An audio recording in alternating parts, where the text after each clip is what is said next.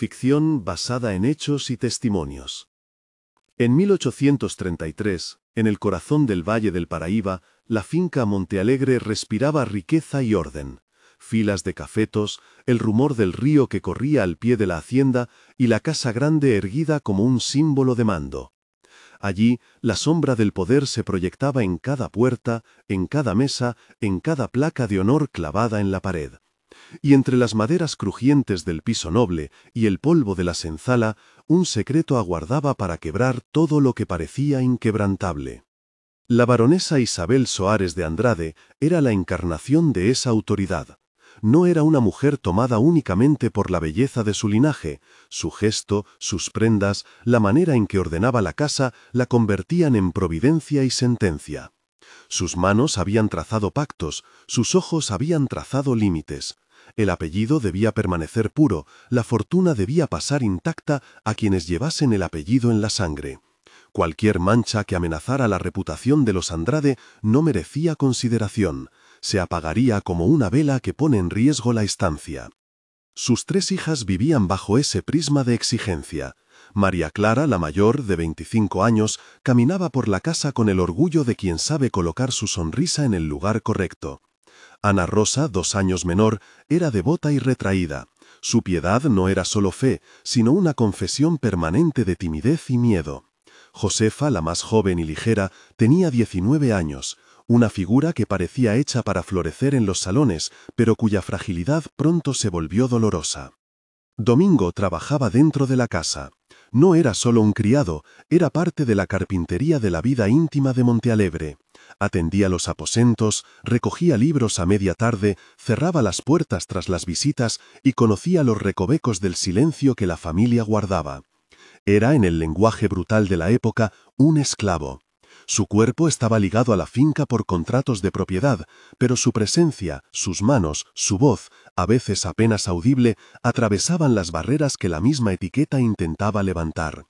En un mundo donde todo se medía por títulos y herencias, la intimidad que Domingo ofrecía, o que le era forzada, fue interpretada por muchos como una dificultad que había que resolver. Las relaciones dentro de Montealegre nunca fueron de igualdad. Si alguna vez se pensó en un vínculo afectivo, esa idea fue rápidamente borrada por la lógica implacable del poder. La casa marcaba la ley. Cuando Josefa cayó enferma y los náuseas no remitían, nadie imaginó la raíz del mal. La práctica médica de la región no sabía decir más que lamentos. La joven estaba débil, perdía el color, su vientre parecía diferente. En un lugar donde el honor femenino se sostenía con refriegas de pudor y silencio, la familia tembló cuando la verdad asomó su cabeza. El primer rumor fue una cuchillada, una servilleta manchada, una prenda envuelta que nadie identificó, una mirada que se evitó. Cuando la baronesa supo, el gesto de su rostro se petrificó en algo más que sorpresa, fue pánico. No solo la vida de una hija estaba en juego, estaba la posibilidad de una contaminación del linaje, la sospecha de sangre extraña que pudiera, en un futuro, reclamar derechos sobre las tierras y desafiar la herencia. En pocos días, la situación se desbordó. Junto a Josefa, se descubrió que María Clara y Ana Rosa también estaban encintas. Y como si la tragedia no fuera suficiente, la propia baronesa sufrió un desmayo que, al sonar evidente, lanzó una sospecha insoportable. ¿Podría ella también estar embarazada? La noticia corrió por la casa como una pólvora que devora. Los rostros de la servidumbre cambiaron, las conversaciones en la cocina se acortaron a susurros. En la senzala, las mujeres mantuvieron la vista baja. La sospecha se posó sobre Domingo. Su presencia en los aposentos, su contacto con las jóvenes, su condición de hombre en la cercanía de las mujeres de la casa, lo convirtió en blanco fácil para la ira que necesitaba un cuerpo al que culpar. No hubo investigación serena, el mecanismo del poder ya estaba en marcha. La baronesa, sin embargo, no actuó sola. En Montealegre, toda decisión de esta índole necesitaba el manto que la Iglesia ofrecía. El padre Ignacio era un hombre de sotana gris, de voz suave y de argumentos afilados cuando era necesario. Era al mismo tiempo confesor y servidor de la casa. Su papel no era solo espiritual. Con sus palabras podía cerrar bocas y abrir caminos legales o simplemente silenciar los hechos bajo la apariencia de absoluciones. Junto a él, el feitor Joaquim, un hombre recio acostumbrado a imponer disciplina con la misma mano que medía la producción de café. Tenía las uñas manchadas de la violencia que las ordenanzas de la estancia exigían. Ambos se convirtieron en instrumentos necesarios para lo que la baronesa determinó. Se reunieron en la capilla de Montealegre una noche cerrada, cuando hasta la noche parecía inquieta por el rumor del parto. Allí, en la penumbra iluminada por velas, el sacerdote pronunció palabras que parecían pesadas de culpa y convicción a la vez. No se trató de una oración, fue un ejercicio de redacción de la verdad que convenía a los poderosos. «El honor requiere sacrificios», murmuró el padre Ignacio, con la firmeza de quien justifica decisiones atroces con citas morales que no aplican al mismo que las dicta. Fue el argumento que cerró la conspiración, preservar la honra a cualquier coste. La decisión se articuló en lo que siguió.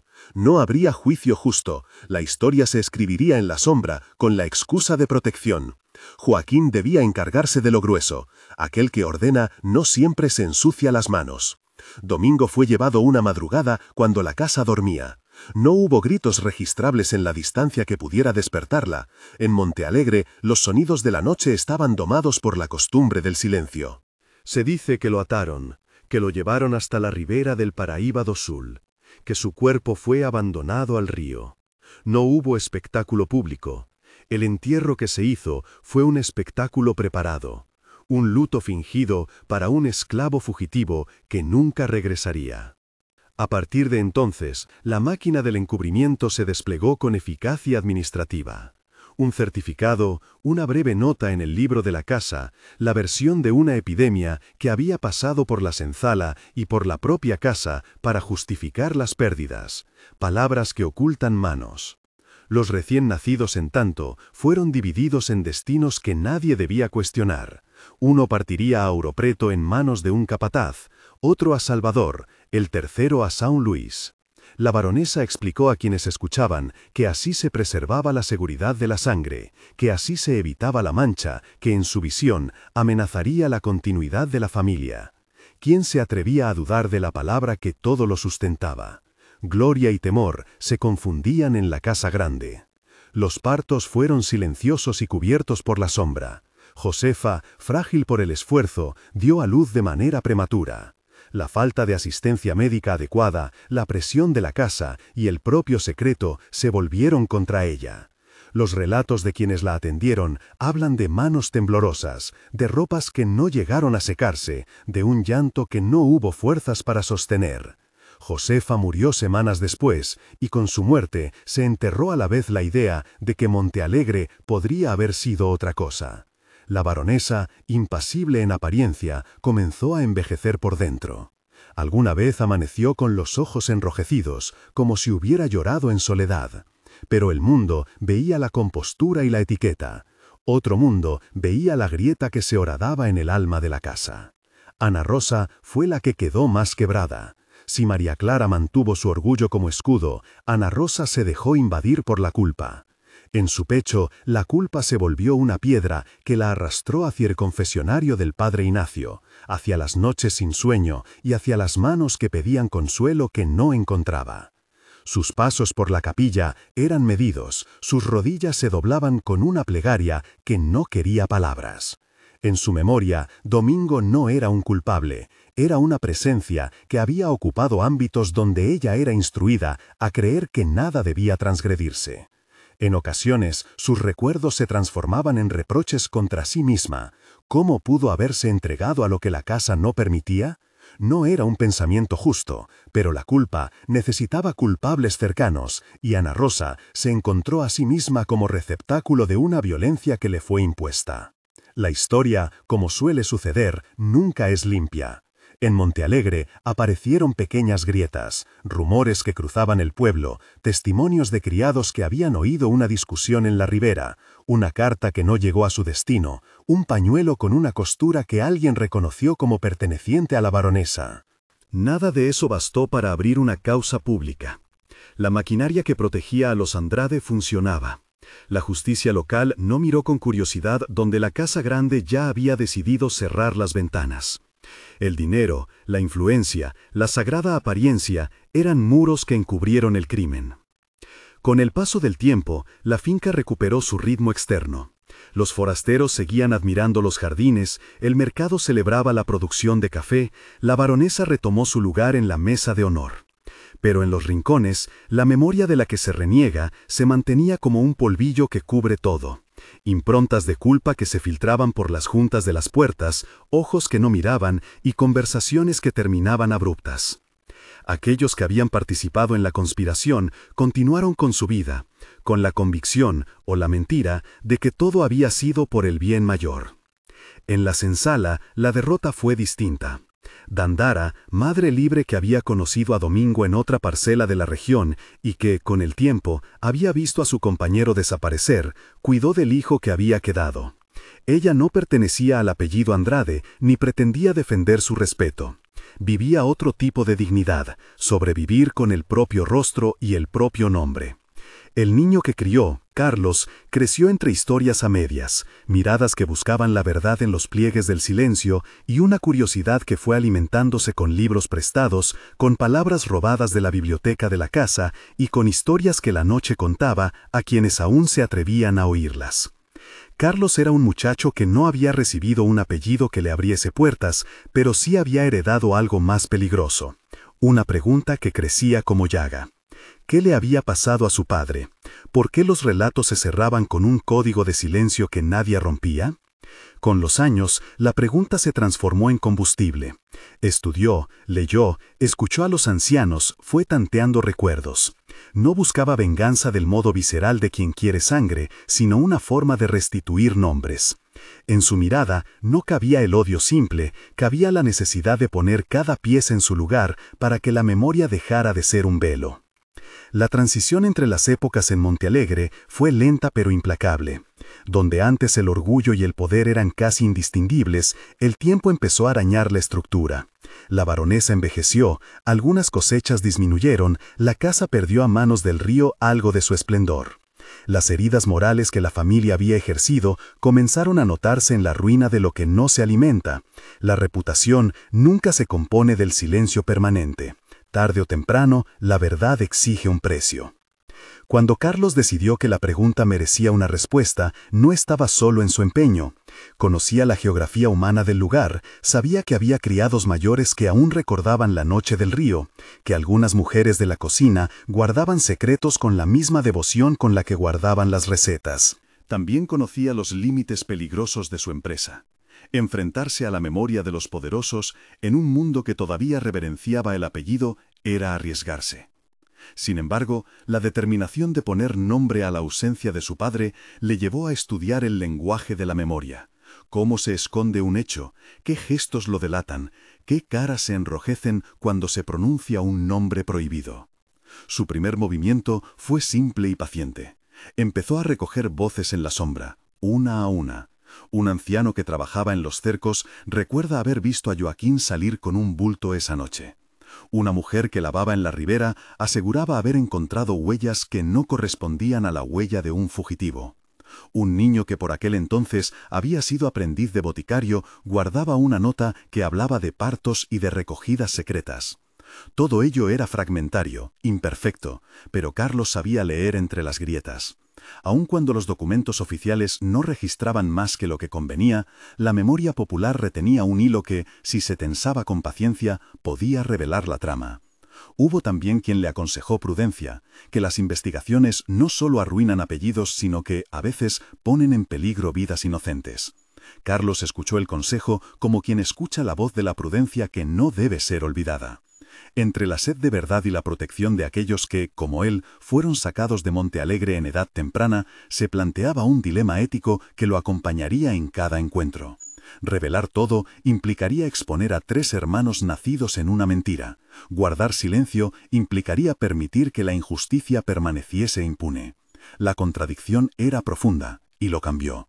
No más tarde que temprano, la necesidad de conocer y la noción de responsabilidad moral colisionaron. La oportunidad para acercarse a la casa apareció con la naturalidad de las cosas que la vida ofrece.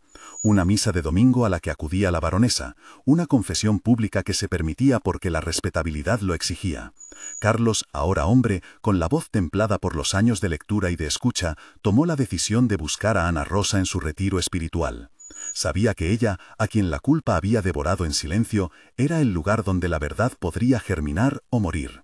La iglesia de Montealegre, con su madera antigua y sus campanas que repicaban la hora con una lentitud lacerante, fue el escenario de ese encuentro. Entró en la capilla con pasos que sabían ser mesurados. Ana Rosa estaba allí, encorvada, con la vista fija en un rosario gastado. El aire olía a cera y a incienso, y el tintinear lejano de las cadenas del río se mezclaba con el rumor de las oraciones. Carlos no entró con estridencia, fue como quien abre una herida con manos lentas pero firmes. Habló con ella sin alzar la voz, no buscaba una confesión inmediata, sino una llave que abriera la memoria. Hubo, en ese encuentro, un instante de reconocimiento que fue más fuerte que cualquier evidencia. Ana Rosa vio en Carlos la descendencia de lo que la casa había intentado borrar. Sus manos se cerraron sobre el rosario con una fuerza que dolía. «Lo guardé», dijo en un susurro que apenas rompía el silencio del lugar. El confesionario, que en otras ocasiones había servido para que los pecados se dijeran y se perdonaran, se transformó en un escenario donde la verdad empezaba a tomar forma. Carlos escuchó, atento, sin interrupciones, tal como lo haría un médico frente a una herida que debe ser limpiada. En la capilla, Ana Rosa habló de la conspiración con pausas que eran como estremecimientos.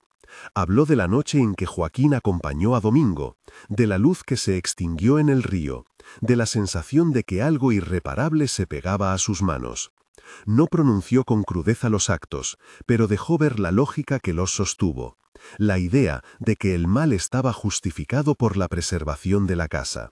Cada frase que salía de su boca era una piedra que caía dentro de la memoria colectiva, provocando círculos concéntricos que no volverían a ser iguales. El padre Ignacio, cuyo nombre aún pesaba en la casa, no fue nombrado directamente en aquel primer encuentro, pero su sombra se extendía como una tela que todo lo tapaba. La complicidad moral del sacerdote no necesitaba más que un indicio para hacerse presente.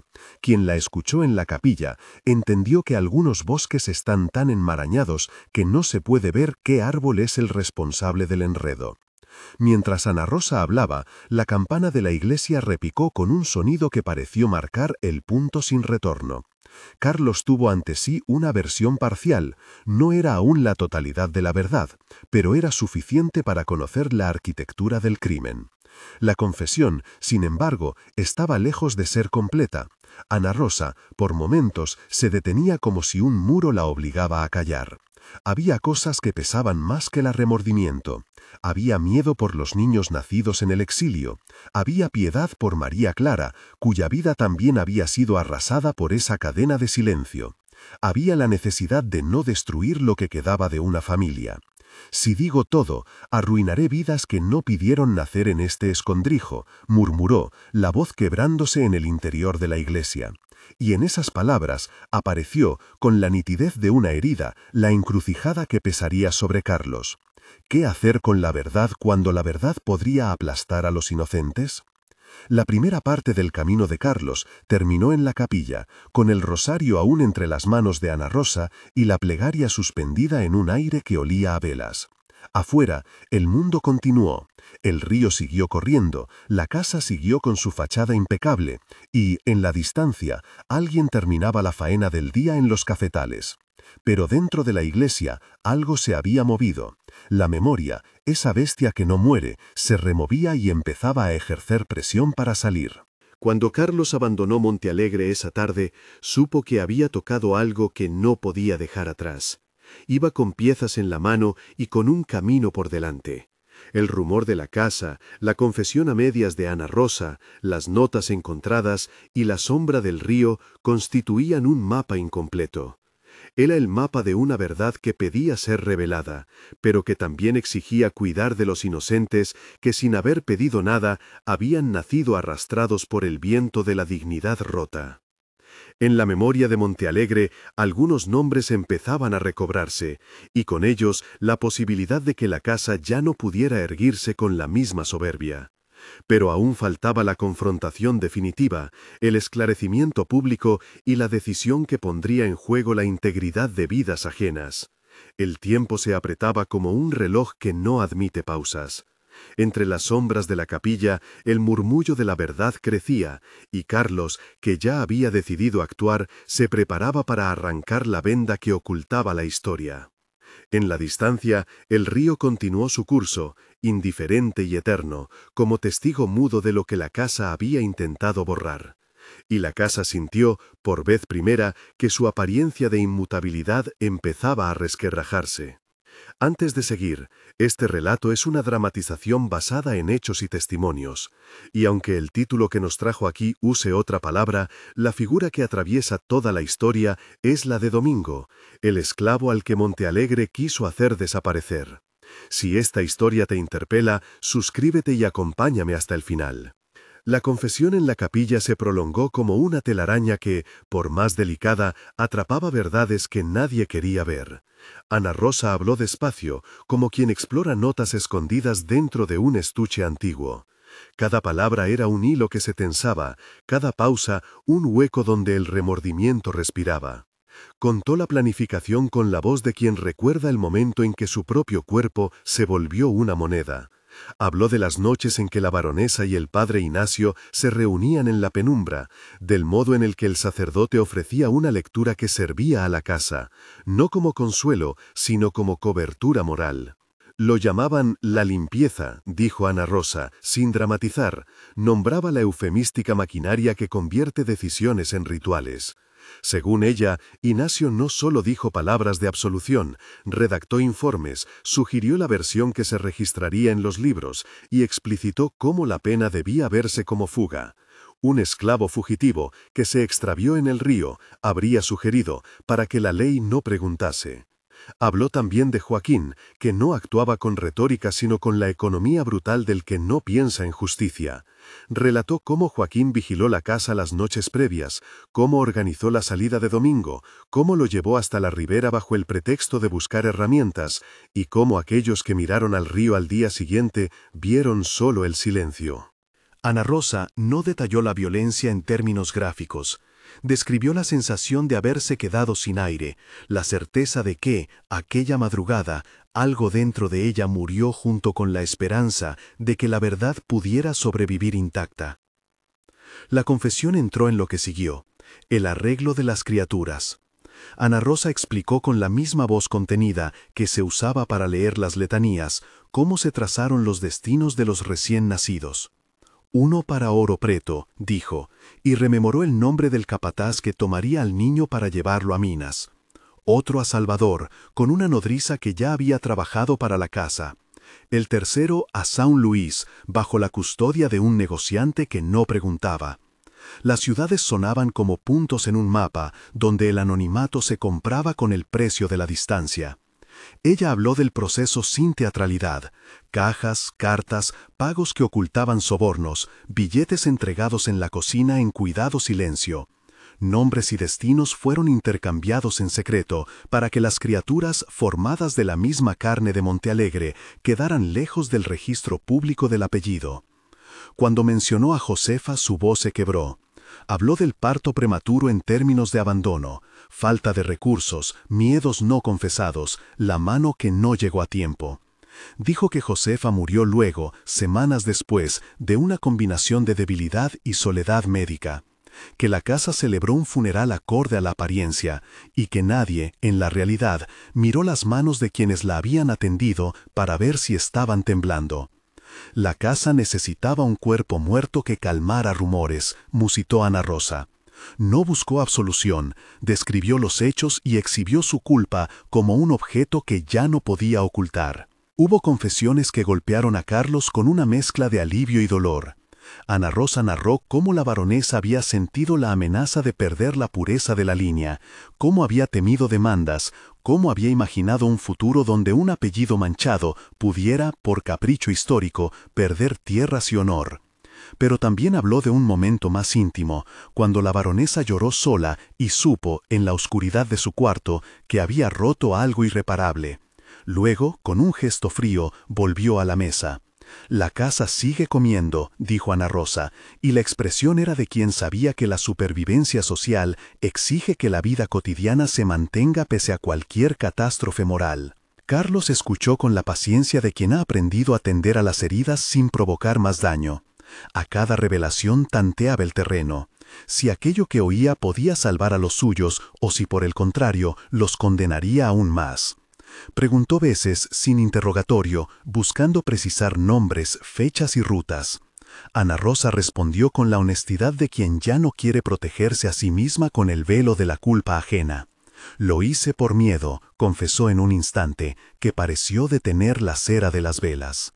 «Por miedo a quedarme sin nada, por miedo a perderlo todo, y por miedo a que mis hermanas fueran condenadas a la desgracia si se supiera la sangre que corría en sus venas».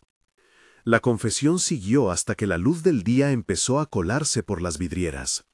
Ante la iglesia vacía, Ana Rosa dejó salir detalles que confirmaban la cadena de responsabilidades. ¿Quién firmó qué certificado? ¿Quién recibió dinero por llevar a un niño a un puerto? ¿Quién brindó la puerta de emergencia para que la baronesa pudiera fingir su luto? Dijo además algo que, para Carlos, fue la revelación que articuló su dilema moral. La baronesa hizo gestos para asegurar el bienestar social de las criaturas, no por compasión, sino para que su salida no dejara evidencia de negligencia. En otras palabras, la casa se ocupó de que los niños sobrevivieran, pero lo hizo como quien administra mercancía, no como quien devuelve justicia. Al final de la confesión, Ana Rosa posó las manos sobre el rosario y cerró los ojos como si suplicara por lo que no sabía pedir. «Si cuento todo», murmuró, «rompo vidas que no pidieron ser parte de este secreto». Fue la frase precisa que marcó el precipicio donde Carlos debía decidir. Salió de la iglesia con la certeza de que la verdad no era un objeto que pudiera soltarse sin causar efectos. Empezó entonces a tramar un trazado doble. Por una parte, recuperar nombres y destinos. Por otra, proteger a los inocentes nacidos en la mentira. Sabía que el escándalo público no llevaría a una reparación real. Las instituciones del tiempo favorecían a quien tenía recursos y apellido. Denunciar, además, pondría en riesgo a 3 jóvenes que, en proyectos separados, podían ver su vida destrozada por la notoriedad del origen. Los meses que siguieron se consumieron en prudencia y diligencia. Carlos recorrió las rutas de los envíos secretos, habló en voz baja con capataces en tabernas de puerto, revisó listas de pasajes y registró nombres que nadie parecía relacionar con Montealegre. Encontró coincidencias. Un niño en Ouro Preto que llevaba las manos con dedos firmes a la madera. Una joven en Salvador que conocía canciones de la Casa Grande. Un muchacho en San Luis cuyos ojos, según un viejo marinero, tenían algo del mismo gesto de Domingo. En algunos casos había pistas suficientes para escribir cartas sin firmarlas, para enviar pequeños apoyos que no llamaran la atención, pero que mejoraran la vida de aquellos que, sin saber, llevaban la sangre de la finca. En paralelo a esa pesquisa, sostuvo encuentros con la baronesa. No fueron confrontaciones airadas, muchas veces fueron visitas cortas en las que el aire se llenaba de etiquetas y silencios. La primera conversación abierta entre ambos tuvo lugar en el salón, donde un retrato enorme dominaba la pared y la luz se filtraba como un juicio. Carlos habló sin estridencias. En su voz se mezclaron la acusación y la comprensión. Habló de Domingo, de su ausencia injusta, de los niños lejos, y preguntó por la verdad oficial que Montealegre mantenía. La baronesa, por su parte, mantuvo el gesto seco de quien no permite que el dolor se desboque. Escuchó y respondió con argumentos que ya no buscaban convencer al mundo, sino a sí misma. La continuidad del apellido, la preservación del patrimonio, la convicción de haber actuado por un bien mayor. Había en su voz una entereza adquirida por años de ejercicio del poder. Sin embargo, Carlos la vio flaquear en un instante. El brillo de la máscara se quebró lo suficiente para mostrar una fragilidad que ella no admitiría públicamente. El diálogo no desembocó en duelo físico ni en gritos, desembocó en una tregua tensa. Carlos le propuso algo que, a sus ojos, equilibraba justicia y protección: permitir que la verdad existiera en la memoria privada de quienes la sabían y que, fuera de eso, se cuidara la integridad de los jóvenes nacidos fuera del apellido. No se trataba de olvidar, era, dijo, un intento de restitución sin escarnio. Ofreció además la posibilidad de que los tres, en la adultez, supieran de su origen de una manera que no los arrojara al rechazo público. Sugirió arreglos, apoyos discretos, pequeños legados que les permitieran vivir con dignidad sin que su vida quedara marcada por la vergüenza social. La baronesa escuchó y durante un largo rato no respondió. Era la imagen de quien pesa el honor frente a la compasión. Cuando finalmente habló, su voz no tenía la corrosiva frialdad de antes, ni la contrición que buscaba absolverse. Era más bien la rendición de alguien que comprende que ciertos gestos dejan huella indeleble. Aceptó, con reticencias, que la verdad no debía consumirse en el altar del orgullo y permitió, con su firma y con transacciones discretas, que se tejiera una red anónima de apoyo para los dispersos.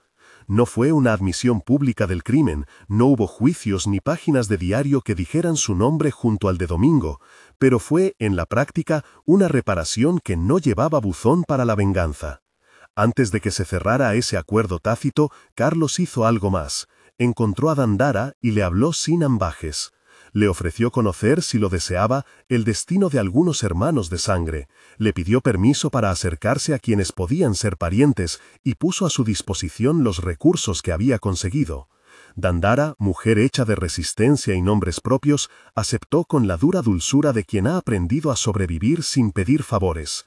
Juntos planificaron que, en su momento, los hijos de Montealegre sabrían la verdad sin espectáculo, que recibirían cartas anónimas que los guiaran a la posibilidad de descubrir raíces y elegir su camino. Con el tiempo, esos arreglos dieron frutos discretos. Uno de los niños, Enouro Preto, creció trabajando la madera y desarrolló una destreza que le permitió abrir un modesto taller. Luego, ya joven, recibió una carta sin remitente que le habló de un antepasado con manos trabajadoras y lo invitó a visitar una casa donde tal vez encontraría coincidencias en los ojos de los retratos. Otro, en Salvador, descubrió un sobre con una moneda y una dirección. Acudió, tímido, a hablar con quien le ofrecía trabajo y primeros auxilios para su aprendizaje. El tercero, en São Luís, recibió libros escondidos en el puerto, un paquete con relatos, geografía y mapas que cambiaron su horizonte. Ninguna de estas aproximaciones buscó anular su presente. Más bien, ofrecía opciones que les permitieran decidir qué hacer con la verdad una vez adultos. La baronesa comenzó, después de esos encuentros, a perder algo que el dinero no recompone: la convicción de que su apellido era invulnerable. Los años la doblaron y la culpa la fue haciendo pequeña. En público seguía siendo la figura que marcaba la casa grande. En la intimidad, cada espejo le devolvía una figura enclaustrada. Las semanas se hicieron meses, las cosechas tuvieron altibajos y, sobre todo, los pequeños accidentes que la vida trae se convirtieron en señales de declive. Un accidente de carro que obligó a la reducción de su participación en los asuntos de la finca. La muerte de algunos sirvientes viejos que conocían historias, la pérdida gradual de autoridad frente a acreedores que no olvidan deudas. La finca, Montealegre, comenzó a sufrir el destino de lo que se sostiene sobre un cimiento corroído. Las ventas no rindieron lo esperado, la mano de obra cambió, los caminos se hicieron exigentes, el esplendor exterior se fue resquebrajando hasta que, años después, la casa grande perdió el lustre que la había definido. No fue una caída espectacular, ni una ruina inmediata. Fue la fatiga del tiempo que desgasta hasta la elegancia. La baronesa sobrevivió a su propia decisión. Vivió con el peso de la verdad como una herida que no cicatriza en público. No hubo linchamiento, hubo desmoronamiento moral. En Montealegre quedaron las marcas que el poder deja detrás. Los que participaron en la conspiración vivieron con la carga de lo que habían hecho. Algunos murieron antes de ver sus actos juzgados, otros llevaron la culpa hasta la tumba.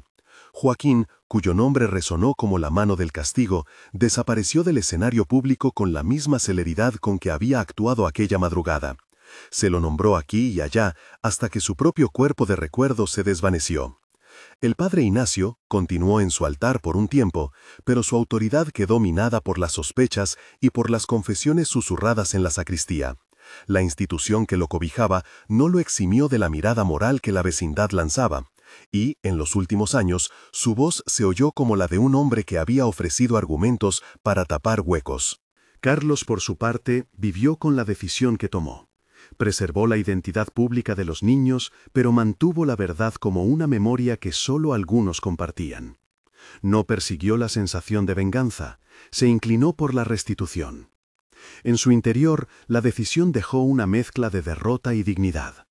Sabía que no había devuelto a su padre, sabía que el río no esperaba gestos de reparación. Pero también sabía que había impedido que 3 jóvenes fueran convertidos, de golpe, en objetos del escarnio colectivo. Guardó la verdad como quien guarda una herida y la convierte en lección para quien quiera mirar. Hubo, sin embargo, momentos en los que la verdad emergía como tempestad. Cuando alguno de los hijos mayores visitó la región en busca de sus orígenes, se encontraron con cartas anónimas que los condujeron al umbral de Montealegre. Algunos aceptaron esa genealogía silenciosa y la insertaron en su vida, otros la rechazaron por temor.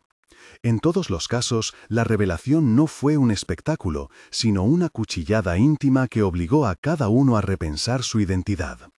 Carlos, en esos encuentros, actuó como mediador, no fue juez, sino puente. Su presencia decía más que cualquier disputa pública. La historia no terminó en un acto de justicia formal. El mecanismo del tiempo y la memoria produjo su propia sentencia. Montealegre, aunque mantuvo su nombre en los registros, fue perdiendo la aura que había ejercido. Las generaciones nuevas ya no reverenciaron de la misma manera los apellidos, la economía cambió, la mano de obra se alteró. Lo que permaneció fue la evidencia de que, detrás del brillo, puede haber una sombra que lo contamina todo. En los años que siguieron, Carlos escribió en su cuaderno, aunque no para la prensa, sino para su propio registro, las piezas de la historia que consideró imprescindibles. No lo hizo con la intención de juzgar, lo hizo para que la memoria no naufragara.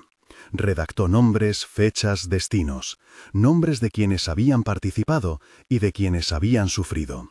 Nombres que, sin una voz que los sostuviera, habrían quedado sepultados en los archivos de la casa. Su cuaderno fue un gesto de testimonio, la constatación de que la verdad puede conservarse como antídoto contra la repetición. La baronesa murió años después en su habitación, con la fachada intacta y el alma desgastada. No fue una muerte estruendosa, fue la conclusión de una vida en la que los gestos públicos y las decisiones privadas se habían vuelto irreconciliables. La noticia de su muerte produjo reacciones mesuradas entre la vecindad. Unos celebraron el fin de una dinastía de pulcritud abusiva, otros, más cautos, recordaron sus actos de beneficencia junto con sus crueldades. Montealegre, sin embargo, ya no era la misma casa, las ventanas mostraban grietas que el tiempo agrandó y los huertos, antes tan ordenados, tenían el fruncido de la dejadez. Lo que queda como herencia, más allá de pagos y tierras, fue algo menos tangente y más profundo, la memoria de lo que el sistema permitió. La historia de Domingo dejó una huella que trascendió nombres. Enseñó que la lógica del honor puede justificar atrocidades, que la complicidad institucional es un tejido difícil de romper, que la protección del linaje, en ocasiones, se ejerce a costa de la vida de los que menos poder tienen. Pero también mostró que hay quien, aún privado de apellido, tome en sus manos la tarea de nombrar y de proteger. En la última escena que vale la pena recordar, Carlos regresó una tarde al río Paraíba do Sul. Se paró en la orilla, callado, mirando el agua que había sido testigo y cómplice por su indiferencia. Llevaba consigo el cuaderno donde había escrito los nombres. Dejó que el viento humedeciera las páginas sin jamás arrojarlas a la corriente. Allí, frente al espejo del agua, comprendió que su acto no quería venganza, quería memoria y reparación para los vivos. No buscó hacer justicia con la violencia, buscó hacer justicia con la verdad y con el cuidado. Supo, con la madurez que dan los años, que la historia no se repara con un solo acto, requiere constancia. Montealegre se desvaneció lentamente de la manera en que lo hacen los símbolos. Ya no era el centro intocable de una comarca, sino un ejemplo de cómo las casas grandes pueden erguirse sobre pecados que se convierten en costumbre. Y la lección quedó así. La opresión deja heridas que atraviesan generaciones. La impunidad hace que el poder se renueve. La memoria atenta es la única herramienta capaz de evitar que la historia se repita con otros nombres. Si esta historia te ha removido, comparte en los comentarios cuál escena te impactó más y desde qué ciudad nos escuchas.